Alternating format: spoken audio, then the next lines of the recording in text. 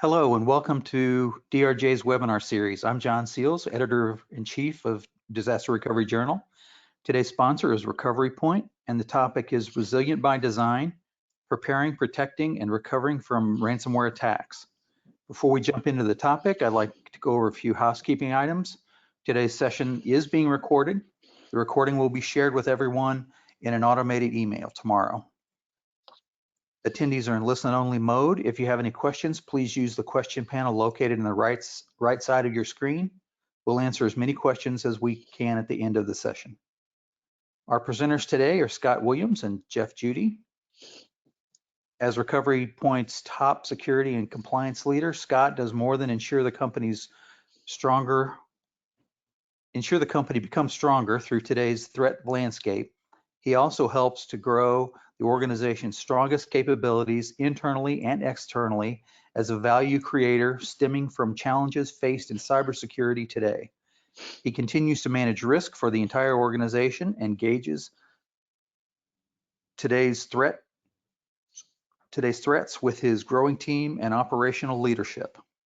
Jeff has more than 2 decades of experience in system architecture and administration with a particular focus on virtualized solutions. He designed, built, and deployed Recovery Point's cloud environments and has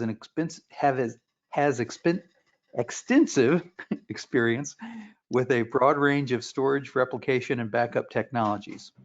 Prior to Recovery Point, Jeff held a number of senior positions with a Fortune 500 integrator and various global consulting firms.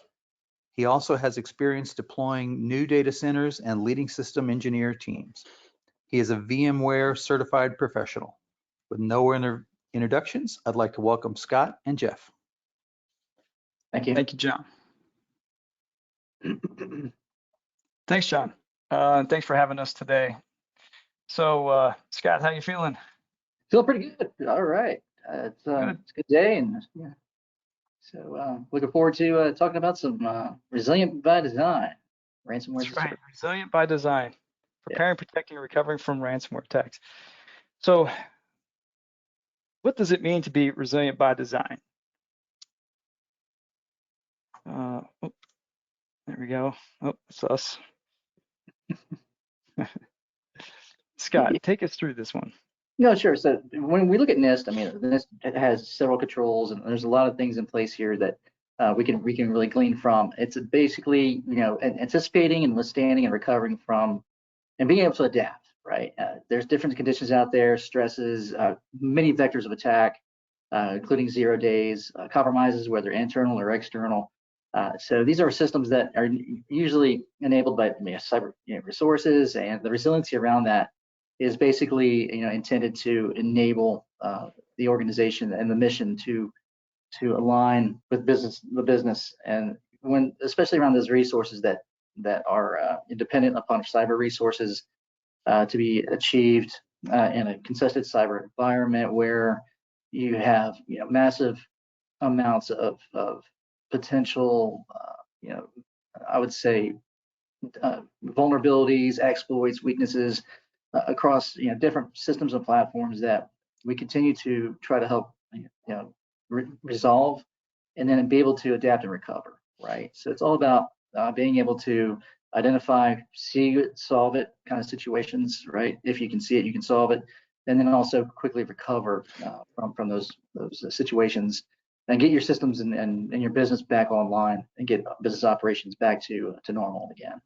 So yeah, I mean, that's the root of it. Quickly recover from a cyber attack. But who do you need on your team? That's can always save the day. Yeah, and I mean, when you look at these types of compromises, there you go. It's Spider-Man. Yeah, Spider-Man, right? He's all over the place. It's just being able to adapt quickly, and especially with ransomware. Ransomware has really thrown an interesting monkey wrench into the cogs of the organization in the last few years, and being able to handle that in rapid fashion is key, because speed is everything, and adaptability definitely. We're gonna get deep into that here in the next few slides.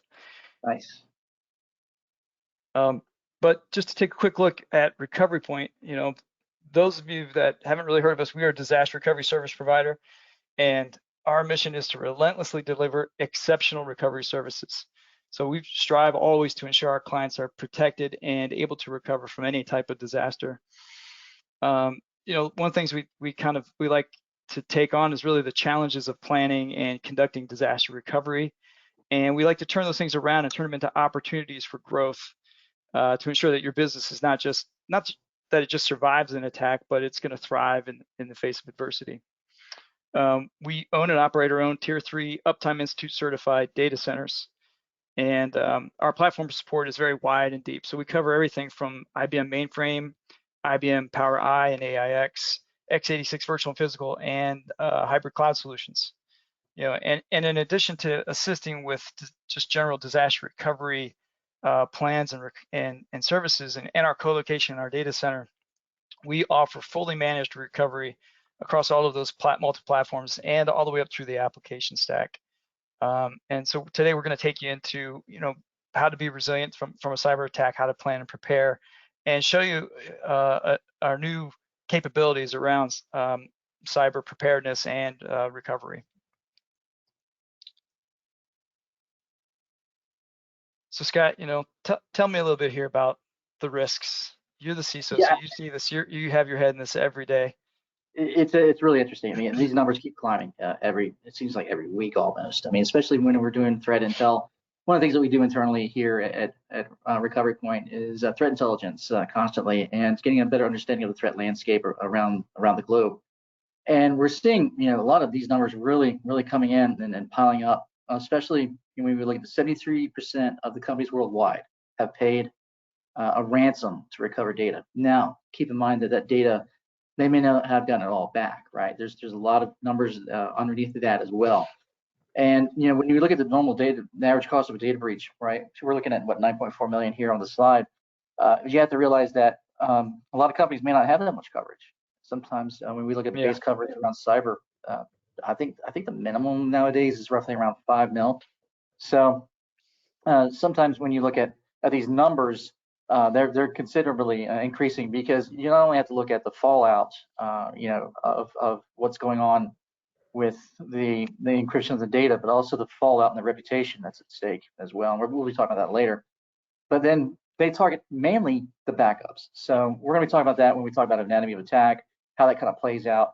And because the whole thing in there is ransomware is really most potent when you can't restore, right? When you can't recover. Yep.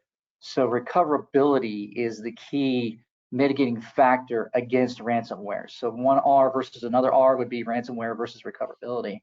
And again, that recoverability ties to 93%, as you see here, of backups, making it much more difficult to go back and pull that data. So, yeah. And it's frequently said, but it's not if, it's not when, but it's even more so like how many times is a company going to get breached these days? Right. Scott, let me ask you, is it safe to say ransomware is the #1 disaster event across all industries these days? These days, yes. That is primarily, I mean, the main focus there, because if you think about the other alternatives to what you recover from, typically you can see, the weather map, right? You can see things coming your way. There could be some insider threat. That is a possibility too as well, but that's generally rare. But in this instance, it's kind of like an EKG, right? So you're fine, everything's going well.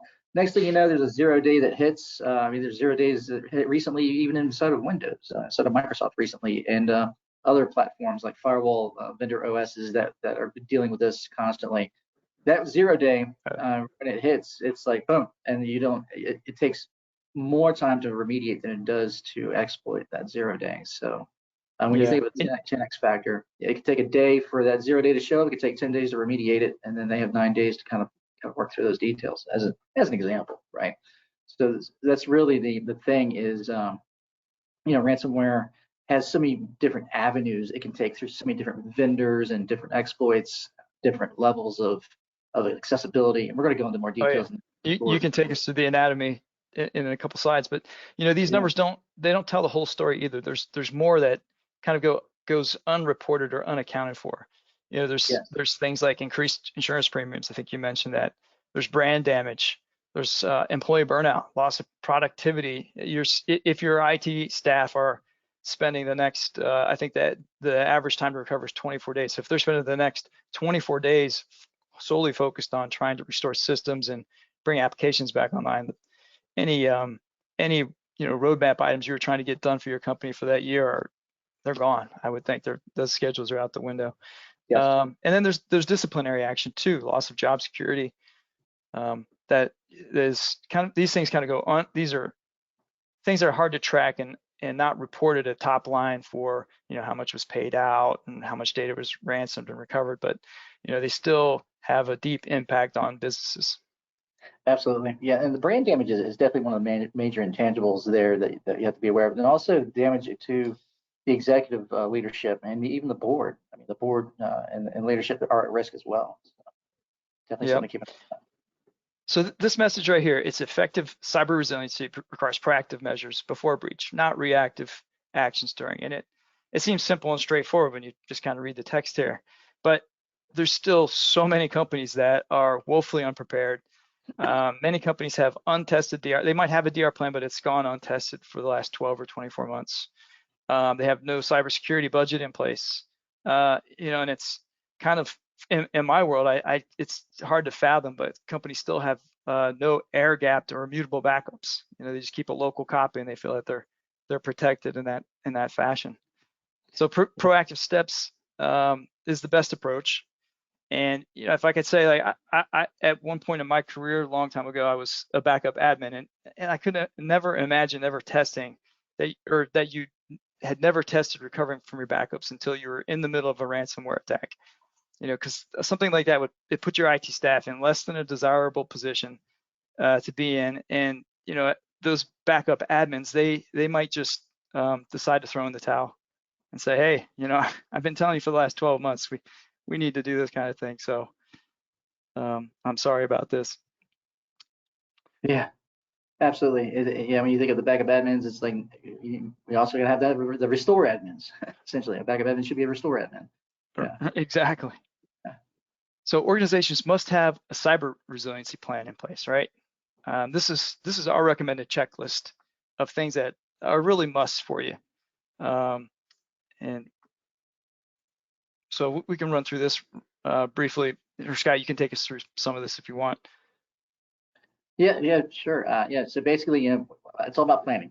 Initially, the key here is making sure that you have a solid plan. It's not what happens after a breach. It's how you react to the breach based upon the level of preparedness that you have in place.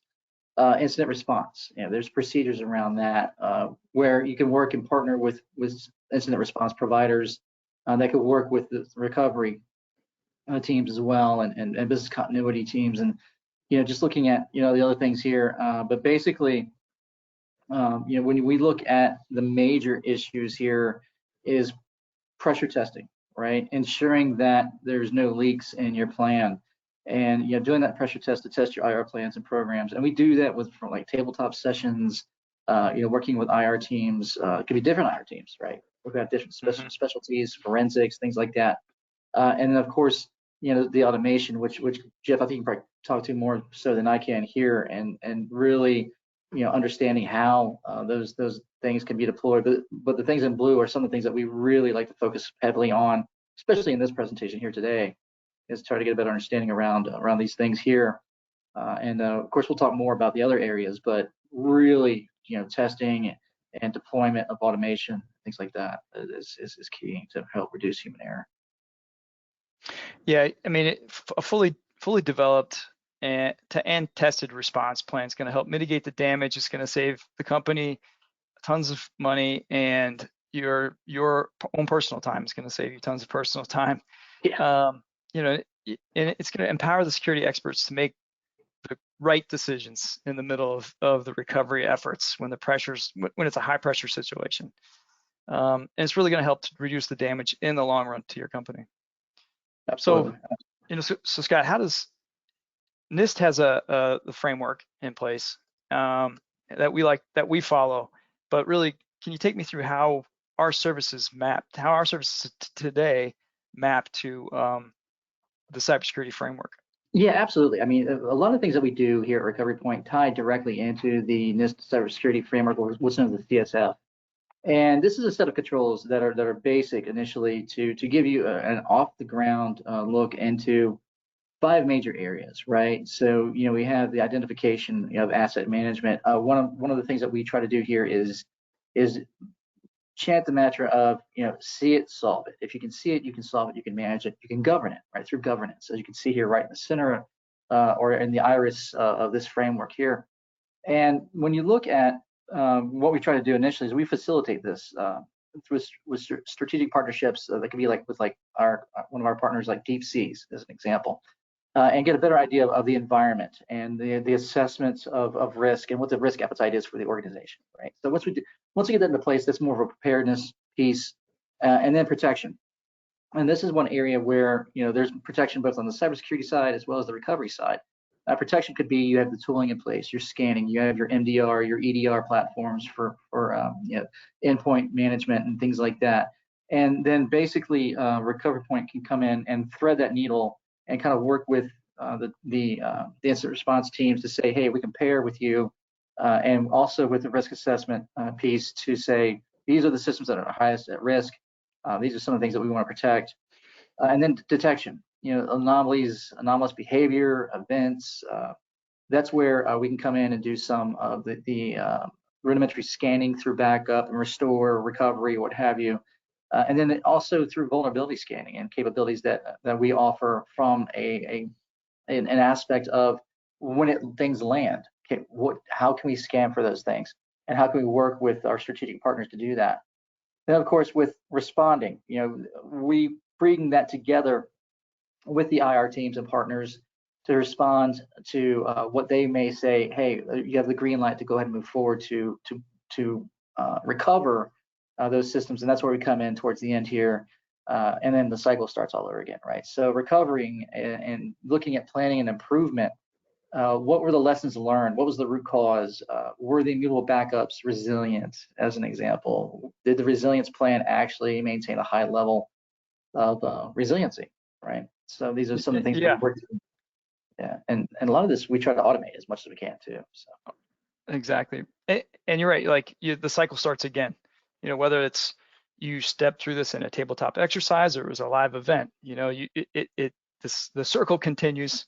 You iterate through and make improvements, changes, technologies are changed, you make adjustments, and then continue forward. One of the things we try to do with this slide here too is I actually share this slide to our board, and I usually put in like different shades of color, like red, yellow, green, light green, kind of show kind of like what we feel like we are as an organization. Where do we stand in a ready state? And by doing that, it helps visualize to the board real quickly, what is going on. And you're basically referencing this back to a NIST framework that everyone pretty much understands in the industry today, whether you're in business continuity, whether you're in security, incident response, cybersecurity, risk assessments, and also the capability of pure play like us as a recovery provider. Mm-hmm. So what about threat shifting? Yes, so that's a great topic, right? So threat shifting is something that is really interesting that we're working on, and this is a new technique where you could mitigate the threat by being able to shift a threat in the midst of recovery. So as an example, let's say that you are going to make that huge decision of shutting off the internet to the entire organization because you're worried about outbound connectivity to a command and control platform or what have you, or a threat actor. You can basically shift that threat away from the threat actor and then continue to build out your environments and have your teams access their applications as they need to during the recovery exercise to make sure they can get back to their applications without worrying about that command and control coming back, even if they were still dwelling in the environment. What that means is dwell time, right? How long has the threat actor been there, been sitting around waiting to take control again? So we've seen this in an example where a company was hit with ransomware. They go back, they recover, they get hit again because they didn't go back far enough. Well, the mitigation aspect here is that Sure, they could still be sitting there, or their payloads still could be sitting there, but you don't have to worry about their payloads being accessed because you've shut off the internet, but you've actually threat shifted it to where only your users or your key personnel have key access to key applications, and they're able to scan, they're able to see what's going on, and then also look at data integrity and things like that. And if you have the immutability in place, then you have the data integrity, and you don't have to worry about the command and control. So you've literally shifted the threat away from the threat actors. You're still maintaining productivity because everything's been shifted, and those capabilities are some of the things that RPS Recovery Point has to offer today, and through what Jeff will be explaining even further here in the next few slides around clean room. So really interesting concept. So I'm going to tell you a quick story here about a manufacturing company, and it's they were hit by the Alpha Black Cat gang, and then I'm going to keep the company anonymous, but just to tell the story here, it's the attackers gained access through an unpatched remote access network device. They were able to deploy unauthorized software on the network and establish persistence. So once they gained a foothold into the environment, they were able to move laterally and elevate permissions. They stole large quantities of sensitive data, and after which they were able to encrypt the majority of the company's systems. So overall, it caused a 2-month outage to the services for this company. But they had backups. They had good backups, but they were lacking in an incident response plan. They hired a incident response handler to handle negotiations, but the negotiations broke down because they took too long in response, and so they didn't isolate like you're describing, Scott, with threat shifting. They didn't pull the plug on the internet. They still had the command and control, the C2 responding, beaconing out. So the attackers, the company was moving forward with restoration processes as they should, but the attackers came back and said, hey, we're watching you progress with your restoration progress. And so since you haven't paid us, we're going to encrypt you again. And that happened 2 more times before they finally did the threat shifting, pulled the plug on the internet, and were finally able to mitigate the situation, and then they could start their recovery processes without being interrupted. So they had good backups, like I said, but they didn't have a good IR plan, and they didn't have an alternate site. And what we're going to talk about in a bit is they didn't have the alternate site with a clean room, which is critical for a cyber recovery event where you can recover into, and we'll get into that in more detail. So, what we're looking at here is a traditional versus a ransomware recovery plan, essentially. And some things are overlapping. You still have a DR plan, you still do an impact assessment, and you run testing. And those things are always key. An impact assessment is up front. It's actually a very critical piece of putting a disaster recovery or cyber recovery plan together, is understanding what systems and data sets are actually the most impactful if you lost them to your business. And you could prioritize as tier 1 recovery point, and time objectives are very aggressive, maybe 4 hours down to minutes or seconds. And once you kind of have that assessment of your data sets, you can break out tier 1 systems and apps, tier 2, tier 3, and you can budget accordingly to how you budget for recovery, and how you approach what kind of selection of technologies and architecture you would put in place. But in ransomware disaster recovery, first thing you have to do is stop the attack. Whether that's pulling the plug on the internet, or finding the patient zero, finding out where they gained access, shut that off, patch the vulnerability.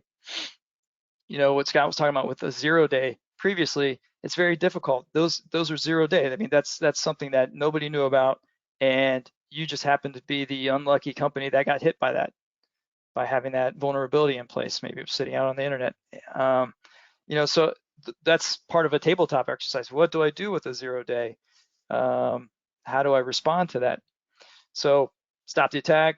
You have to run forensics, understand where they gained entry. There's an evidence collection piece to this, because insurance companies and authorities need to understand the who, what, when of how things happened.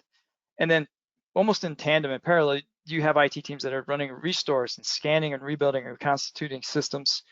Meanwhile, you're negotiating with the attackers, because there's potential that some of that data you can't get back, and it could be critical depending on, what you find that was encrypted. Absolutely, absolutely. Yeah, and to add to that, I mean, this is really interesting. When you look at an anatomy of attack, right? So one of the things that I really focus in on when we're looking at recovery capabilities and threats and third-party risk management, when you're looking at third party, one thing that we try to consider is not to have a single vendor kill chain, where you're basically having a single vendor that is responsible for all the connectivity from front to back to your environment. You may have multiple vendors, right? And sometimes those multiple vendors may have same day zero threats, and then they can daisy chain that in as well. But here, we're looking at day zero. An attacker can gain access, and then once they gain access, they'll look at ways to kind of dwell for a while, and maybe set up a reverse web shell, get everything lined up, but yet still try to maintain that level of secrecy and try to keep the logging down, so your detection systems can't really pick up too much anomalous behavior. And then once they're in, and they do set up that, let's say a reverse web shell as an example, they now have lateral movement. They start looking for critical applications. They're looking for credentials where they can do what's called like pass the hash. And what that means is that you can basically pass, through, once you get access to an admin account, you can basically get access to other sessions throughout and then maintain that hash. And then, the average dwell time now is like 5 days. It used to be a lot longer. And what's really interesting is that even though the dwell time is shortened, the speed is increased. So the ability for lateral access through exploits has really increased exponentially, especially through AI and through generative AI, where they could literally leverage some of the latest exploits from AI and say, okay, now we can get to things faster because we can use AI to really dive in deeper and quicker into systems. And then shortly there, they are looking at trying to get to the backups. They're trying to erase those snapshots. They're trying to get on your hypervisors. They're trying to, really get into those systems that can be vulnerable and through other exploits and things like that. And then encrypted, right? Now, what they may do prior to the encryption is they may do data exfiltration, right? So that's the double extortion technique. And what we could do is we could talk about exfiltration too when we're talking about threat shifting, because when we do a threat shift, the data exfil can stop. So that's the beauty of having the clean room capability, which just going to kind of reiterate here shortly. But the dwell times, the threat shifting, all of these things can really come into play if you have a really solid plan in place to help reduce the lateral movement. And then once they get into the lateral movement, they start to use what's known as tools of living off the land, or LOTL. And LOTL basically allows them to leverage the tools that are available to them that normally won't be detected by your endpoint detection and response platforms or your managed detection and response, your EDRs and your MDRs. They're like, hey, these are regular tools. Use them every day. So you can use them to basically go through these network scans and scans of your credentials throughout other different systems and environments, and really get in there. And then from there, once they have a persistence, they can go ahead and start encrypting. And then once they start encrypting, they demand payment for a ransom in exchange for the key. Now, even though if you get the keys, if you think about it, encrypting systems and platforms is usually a lot easier to do than decryption based upon a stats that we've seen, and of course the speed of light when it comes to decryption, depending on how taxed your systems are. It doesn't always work, and if it does work, it's exponentially slower than the encryption process, right? So sometimes it's even faster just to restore from backup than to try to unencrypt the data. Exactly. And what you'll see is that there's going to be a gap there between what you can restore and what you can decrypt, because sometimes what you try to restore may have been damaged, or you may not have no data to get to a restoration point, because there's still companies out there that still have never been able to recover a large amount of their data. And then, of course, the next day, you're looking at trying to decrypt, and just to reiterate, when you can actually have multiple clean rooms running where you can do decryption while you're doing restores, right? As an example, and that's a really key advantage that RPS has to offer, and he'll reiterate that later. But then, once you get to that point, and you work with your incident response teams, and you try to contain and get the threat shifting in place. The next day, you look at patching and beginning of the recovery, getting those systems back on and online. But again, realize that this is going to take time and resources that you probably don't have day to day budgeted, much less insured resources as well. Then it's going to take months. Then after that, you have to look at your capabilities around what data did you lose, what's the liability of that data that you lost, where does that come in to the legal team play? Because remember, there's multiple teams here. You have your finance team that's tied to your insurance team, that's tied to your legal team. Then you have your incident response team that's tied to your security team. If you have a security team, or if you have to farm one out, and then you have to invoke, an incident response team that's usually recommended, or approved by the insurance vendor. And it just goes around in circles, right? So you're going to be going around, spinning around in circles, multiple different teams and folks to get these systems, in a situation where they could be scanned. There can be forensics. There could be situations where your system may get seized by regulators, by the FBI, as an example. I've seen that happen before. And your systems are offline, and you just don't have a secondary or tertiary location to get those things back online, much less have them restore in a multi-dimensional pattern. Thanks, Scott. I mean, well. you're making a great case for why you just need a watertight incident response plan. I mean, at least you can bring the business back online quickly. The tighter the plan and the recovery processes are, it just makes things easier. You save the company money. You may still have to go through some legal challenges, but at least the business is back up and running.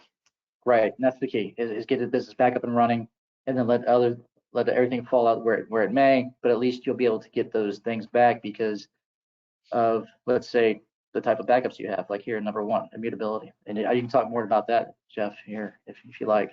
Yeah. So this is just a quick top 3 list, and we'll go into next slide. We'll go into a little more detail of it, but just at a high level, these are like really the main things you need to have in place. And like I said earlier, immutable backups or air-gapped backups are key to having that last line of defense for recovery.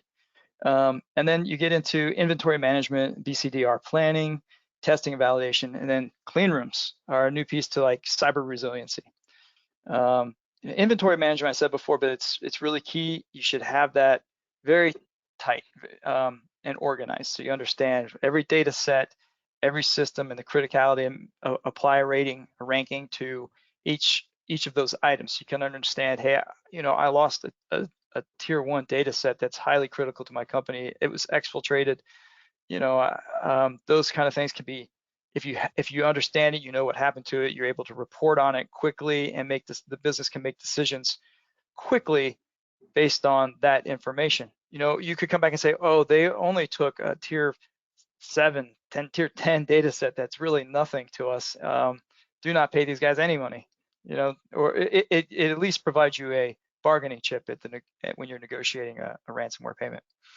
And then, of course, number 3 is where you get into the advanced iterating through runbook management of your incident response and your DR test plan, and then automate those processes as much as possible. And that's where Recovery Point can really we'll show you that in a bit, but those kind of advanced testing situations can really bolster your company's resiliency, because and you have confidence, and that you're able to recover.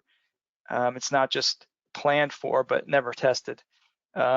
Somebody once said in a conference I was at that a plan that's never been tested has no muscle, and that's the truth. You may have a good plan in place, but if you never tested it, you don't know what you don't know. There will always be gaps, and there will be failures in that sense. So if we take a look in a little more depth here, it's the race course, as you said, Scott, to run through our approach to cyber resiliency. 3 main points really to take away from is prepare, recover, and remediate. So they're all critical, but the preparation is key. The incident response pressure testing, as we said before, it needs to work consistently. And once you run through it, you discover where the gaps are. You update, improve over time, so that your testing results should be able to tell you Is your plan likely to work? Does it give you a list of gaps that should be addressed? And then those processes that you take here, or that you define and then run through your testing, they should be codified and documented and regularly tested so that you can discover vulnerabilities. We've said a bunch, like pressure test your system, but you might be sitting there thinking, well, what is pressure testing? How do I do that? It's where you want to be able to assess your risk. So build scenarios that you can test critical components that may be taken offline. Say you would incorporate limiting factors to your test plan, such as Active Directory has been breached. So my authentication mechanism across the entire platform cannot be trusted. What do I do? What's the response to something like that? Email is down, so we have our team, the multi-teams have no communication. What's our fallback plan for communicating with each other until we can establish email or different chat platforms, things like that? Or the entire network is down. Where do you start with if you've got some or the complete network is offline? So that's what we're talking about when we say pressure test your incident response plan. You need to throw scenarios at it, attack scenarios that you might not really have thought could happen, but you need to plan for it, because it brings to light things that there's gaps in your technologies and your plans, and you can close those gaps. Absolutely. Yeah, to give you an example of that, I mean, you could actually reach out to your IR partner or your IR team and just send them a ticket in, like on a Sunday night or a 3-day weekend, and say, hey, let's see how this flies, and see if it goes through the help desk or through the NOC or SOC or ENOC or what have you, and see how that tree just plays out, and the call tree and things like that, and then see if those systems are actually available online, and do like a quick test to see if you can pull just a critical application as an example. And all that is a part of planning, and those are some things that we try to plan for through our playbooks and things like that. And we try to automate quite a bit of that as well. So great stuff. Yeah. So Scott, we know, because we live and breathe this stuff every day, but this is ransomware attacks are asymmetric in nature. So they come and go, like you said, it's an EKG, but they're always happening. It's just maybe not to your company today. So in the world of IT, we're frequently building new tech stacks of technology. It's whether to support a new business service or you're upgrading a legacy applications. So things change quickly in IT. And there is no silver bullet to defending and recovering from an attack. So you sort of have to settle in for the long haul, but that's not to say that you have to be apathetic about it. It's just that you need to bake into your processes cyber resiliency. So we must handle it on a continuing basis, because the underlying factors haven't run out of steam from an attacker standpoint. Absolutely. And like as pros, we have to be right every single time, and the attackers just have to get it right one time to gain that foothold into your environment. So to that end, Recovery Point has launched Ransomware Recovery as a Service to continue our mission of relentlessly delivering exceptional recovery services. Some of the things we're showing you here are ransomware readiness gap assessments. So Scott, take me through really what are we looking for when we're doing a gap assessment for ransomware? Oh, absolutely. So first thing that we want to look into is third-party risk, right? And get a better understanding of what third party or what kind of vector somebody can get into your systems as far as a kill chain capability. So do you rely on one vendor to gain access to all of your systems throughout your network? Is it flat, as an example? That could be a problem, right? And then looking at how you handle your exposure management, vulnerability management, and things like that. Do you have a good, strong exposure management program? Is it adaptable to meet some of the needs? And just really get a better understanding of what would happen, in a given scenario if there was a zero-day exploit on a certain vendor that you relied heavily on. That would be one prime example of that. And then just go from there, and then to see it, solve it. Try to get a better understanding of what are your key systems that you're willing to pay for, as an example, versus the systems that you're like, we don't need to pay $40 million in ransom for these systems that per se. But at the same time, what about the reputation, what about data exfiltration, your sensitivity of your data classification, things like that are some of the things you want to kind of focus in on, to where you don't have to worry about those systems being encrypted. And it could be, you may have an exposure to a hypervisor situation where you're on a flat network and all your VMware platforms are in one bucket. That could be a problem. Even with your backup systems. So if you're running your backups on your hypervisors that are on the same hosts that are on your production, that might be a problem, right? So these are some things that we look at and kind of get a better idea of, how to segment those things off, further protection, the immutability here as well. All the other icons that you see here kind of tie right back into the top level of the gap assessment and go from there. The hot site failover clean room capabilities is one we're going to dive into here in the next slide. So we'd like to jump into that now, I think. Yeah. That term has been kind of pitched around a bit, but just to define it for everyone here, what is a clean room? It's an isolated space that allows for comprehensive testing for cyber resilience and disaster recovery plans. Isolated means that whatever the technology stack that's required for the company is stood up within our data center and within our tier 3 data centers. And then it is isolated off. So it can't go north or south and communicate with any other systems that may be external to the internet, or downstream systems. You build for the restoration processes, for the restoration, forensics, and isolation processes. So recovery testing can be expensive and it can be complex, right? But when you leverage our clean room technology, we already have the equipment for you. So you don't have to make that investment. We will deploy the infrastructure for you out of our pool of resources. And then instead of testing, maybe you test once every 12 months, you can leverage our fully managed recovery services, and we'll run your DR test plans for you on a quarterly basis to validate that you're recoverable. We also provide the advanced RPO monitoring, so we can actually take a look at the backups and the replication data sets that you're sending and make sure that they're in line with what's in your disaster recovery plan. And then alert to say, hey, you're falling behind, or or completely missing data sets. So this allows you to close the delta between the disaster recovery plan and then what's the reality on the production side. Absolutely. I mean, one of the things I really like to see is that we're pretty much vendor agnostic. So for those who are out there, in the Veeams of the world, the Commvaults of the world, or other platforms, those systems, Veritas, what have you, those systems that are out there are things that we can combine into our platforms and show That's agnostic. True. Yeah, we're vendor agnostic, so we can support multiple vendors. Pretty much anybody that's out there, we can support that technology. So whether it's a Dell EMC data domain, or Pure Storage, ActiveDR replication solution, IBM Global Mirror, the list is very long, but we support multiple technologies, including legacy, which is pretty interesting as well. Yeah.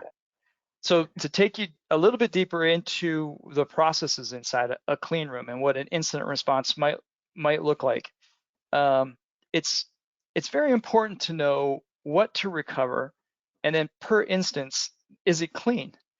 And your recovery point objective is critically important. So if you have to go back, say you have an ERP database system and you have to go back 3 months to recover the data, it might wind up you might just have to shut the business down because the loss of data is too great and you've lost too much information, the business can't survive. So people want to know what systems were infected and what's the closest point I can recover to. And you must be able to scan and clean these systems because it's very dangerous to recover the wrong stuff. If you don't check, if you're not checking the restored systems, you can reinfect your company again, as what I was telling you about with that manufacturing company earlier. So the process is just kind of laid out here. We're saying, hey, you take a Veeam immutable backup copy, you restore virtual machine virtual machine 1, version A, B, and C. So you can see that the restore points there are 4 hour, 3 day, and 2 weeks. and then take a look at the 4-hour restore point, virtual machine number 1A. Oh, it's encrypted. Okay, we can't use that one. Let's take a look at the 3-day restore point. It is infected. So, there was a dwell time, it got infected, but it's not encrypted yet, so it's usable. And then we go back 2 weeks and that virtual machine is clean. Let's go with virtual machine number 1B, right? It's infected, but we can still use the data. It's 3 days old. Let's see if we can get that back. And you take it through that whole workflow that we present here to sanitize the system, promote it into a network state, maybe you definitely get it patched, seal off the vulnerabilities that it had previously, sanitize, and then promote it back into production. Yeah. It's a great technique too, because it helps reduce the threat shifting. It also helps reduce what I call manufactured risk, whereas you're creating your own risk by shooting yourself in the foot or what have you because you decided to use a restore that probably wasn't the best one, right, and the best selection. So that manufactured risk can be mitigated as well. So there's multiple ways to reduce the risks through multiple clean rooms as well, where you could have many different environments running at the same time in parallel, which is a huge advantage, huge time saving capability. Whereas if you had like clean room 1 and it took a week to restore, well, you need 4 restores, that's 4 weeks.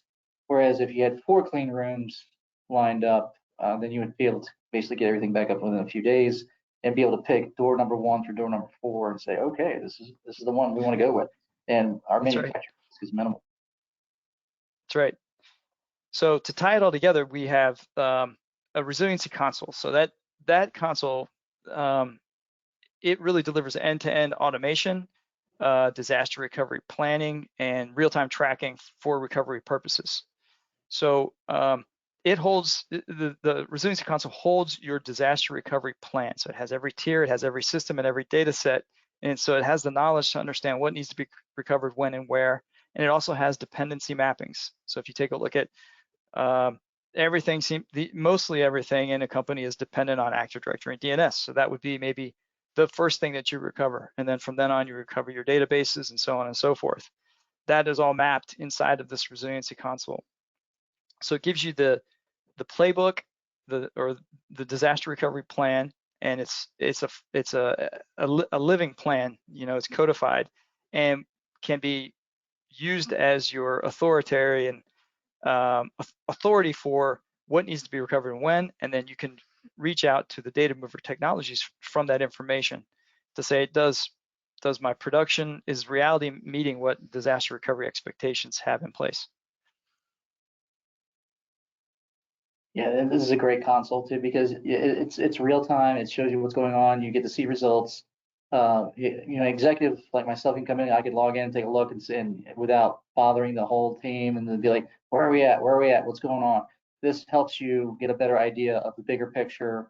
It's also great from a compliance standpoint for when you're doing your testing to meet those goals for NIST or SOC 2 Type 2 or PCI.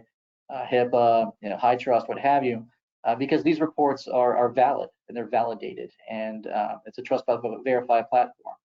So that's the beauty of it, and I'm excited to see this platform, as a part of our latest offering here as ransomware recovery as a service, and being able to see it in a tangible fashion is something that's really exciting. That comes to the table, and how it works is pretty amazing. And its capabilities are continuing to expand. Yep. Yeah. So the planning in advance it's really your best line of defense. Yeah. So Scott, we're running a little short on time, so we're going to jump ahead. We're going to close out here. So, in closing, in 2023 we had 20% of our clients were affected by ransomware. And it's prevalent everywhere, but this is just a few notable events. So we did have a construction company that declared a disaster, and exactly how it played out was they got attacked. The attackers deleted all of their backups and then encrypted all of their data sets. And they were fortunate enough to have an immutable offsite copy of Veeam backups sitting with Recovery Point. So they initiated disaster declaration with us, and our teams jumped into action and we were able to restore all of their systems in the first day. Actually, it says here in the first 14 hours. And we did iterate through that clean room technology workflow where they were like, hey, this system's no good. Can you restore the next recovery point out of our backup sets? So we worked through that until we restored everything for them. And they did run with us for 60 days. So, sometimes you might not make it back to your production data center for quite some time. So be prepared with that alternate site to live out of the DR provider side of the environment for a while. Yeah, and we were able to scale for them accordingly too, which is great. Yeah. So Scott, thanks. That was good. We're gonna open up for some Q&A, and as always, reach out to us to schedule a demo. We're always ready to talk disaster recovery, cyber resiliency services for you. Thanks, Jeff. Okay. We do have some questions. People may have seen in the chat that I I sent to everyone that they do send us some seed questions, and I did want to ask this one from the batch that they sent us, just because this is a question that everybody always asks me. So Jeff and Scott, should you pay a ransom? Scott, do you want to take that one first? Yeah, I'll take it. Okay. Initially, no. I would say no. You don't want to pay the ransom for several reasons. One is that you enable threat actors. So you could be enabling a terrorist organization. With a terrorist organization or a state-sponsored actor that's been sanctioned, you're not even allowed to pay them because of federal regulations and federal law. Because of that's the problem of paying for terrorism, essentially. And from that aspect is you try to exhaust all of your options before you get to that point. The goal here is preparedness, again, that we've mentioned before. If you're prepared, there's a chance that you could be in a do not pay, or you may pay a minimum of a situation. But again, a do not pay is preferred, especially if you have cyber insurance in place. What you want to do is you want to work with your incident response teams to negotiate that down as much as you possibly can. Chances are you're already in a situation where your data may already be exfilled. So even if you did pay, they still may send your data out to the dark web, thus reducing your reputation, as an example. So the smoke's already out of the box. It's hard to put that back in, and it's tough. And chances are, even if you did pay, what I've seen recently is about 56%, I believe, of the data that's been encrypted is unrecoverable at that point, regardless, because of the timeouts of the keys or what have you. So I would say initially no, and then work with your legal team and your incident response teams to negotiate that down even further, and just try to be prepared. Okay. I'm in agreement. I would definitely say do not pay if at all possible. And Leonardo asks, so the key recovery approach from a ransomware attack is to remain a recovery from backups? Is that the most? I mean, I know that's important, but is that the first thing you should do? Or I guess I'll let you I would talk say on no. that. No, so that's definitely your last line of defense. And you must have good backups, and they must be tested. But there's many other technologies that you can rely upon. So I talked a little bit about earlier, but there's many replication technologies that have immutable copies, snapshots built into them. So you can fall back to those first. It's really a solution design and budget versus how aggressive do you need your recovery point and time objectives to be, and your appetite for risk. So if you wanted to first go with replication technology, say you do an IBM global mirror solution for your AIX environment, we see a lot of that. That's you can replicate your AIX volumes to the target storage unit. That target storage unit can maintain safeguarded copies, snapshots for multiple restore point in time restoration. So if the threat actor got a hold of that replication technology for whatever reason, they were able to try to wipe everything out on the source side and delete everything on the target side. It they cannot touch the safeguarded copies. So there's multiple replication technology out there that provide various capabilities around surviving a ransomware attack, a cyber attack. Okay. Paul asks, we tend to focus on external threats. How do you identify and protect against internal threats? Oh, sure. So detection is one of the key things there. And with your EDR platforms, your endpoint detection response, managed detection response, tie that back to your SIM, if you have one, your security incident and event management platform. That kind of helps you out from an anomalous behavior perspective. You can see if people are logging onto different systems. We can tell if somebody's, like, as an example, you can tell if somebody's logging in from, let's say, Ukraine, as an example. That might be a problem. You can tell if somebody's using a VPN, things like that. And then gaining access to certain things. You have to answer the questions, well, what, when, where, how, and why when it comes to accessing data and data classification around that. And there's a lot of capabilities, especially now in like Microsoft Azure capabilities, SharePoint capabilities as well, through information rights management that you can tie back, but then also back to your traditional x86 shares or what have you through Microsoft or through other NFS platforms. But logging is definitely the key there. Protecting your logs is definitely a key when you tie it back to your SIMs.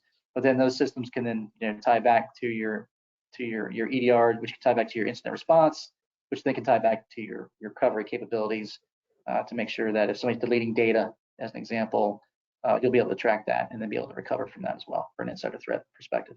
Great question. Yeah, Okay. I'll add to that there's zero trust framework, so and least privilege access to slow people down that might be insider threats. So and then segment off your disaster recovery environments, so further segment out what can be accessed, and then again maintain an immutable state of the replicated data sets, whether it's backups or replication, so that those can't be deleted or altered, no matter who is able to gain access. Yeah, and we tie our backup systems back to our SIM as well. So if someone's trying to attack, access those or try to attack those through elevated access, we keep an eye on that as well. Okay. Farid asks, what is drift management? It's a good one. I'll take that one, Scott. Drift is really where I was saying, like in the resiliency console, you have a disaster recovery plan. So at some point in time, you've sat down with multiple teams and you've laid out what's critical and apply tiering. And then you fast forward 12 months later, technologies have changed. People have decommissioned system and put new Windows systems in, new Linux patches, new networks have come into place. Did your disaster recovery environment keep pace with that? Did the changes also get placed into your DR plan and actually were tested? So that's where drift happens. We see that frequently, and it's just kind of the nature of the way things happen. And so you have to be able to manage that in some way. The ways we do it are we look at the DR plan, we run quarterly testing, and then we come back and say there's a delta here of missing backups, missing replication sets, or things have changed, IP changes. We also have quarterly check-ins with clients to say, where are you heading with technologies? What's your future state look like? We can help guide you in how to prepare for that from a DR state. And then one other thing I like to suggest is simply in your change control mechanisms and ticketing systems, add a field to say, I'm making this change into my environment. Put a mandatory filter. How does this affect my disaster recovery plan? Some way to track that and make people think about it. Bake it into your processes. Yeah. Okay. I have one here. What geographies do you operate in, and how do you address international trade compliance and data residency requirements? Yeah, so we primarily operate in the continental U.S. That's our main focus as of today. We don't go outside of that. We don't do any kind of GDPR or anything like that. So it's primarily U.S. based. We have U.S. based support. We're focused on basically could be federal government, financials, but primarily U.S. based. Okay. Let me just get one more here. Is the typical clean room full-size production footprint? It can be. I mean, it all depends on the scope of what we're trying to test and the size of the environment. You know, there could be some very, very large environments, so you might want to take it in smaller chunks on a quarterly basis and cycle through things. You know, other environments are maybe easier to stand up and, you know, just rapidly step through, maybe even automate completely and wake up the next morning and take a look at the results of the test. Okay, well, I think that's all we have time for questions today, gentlemen. Thank you for joining us today.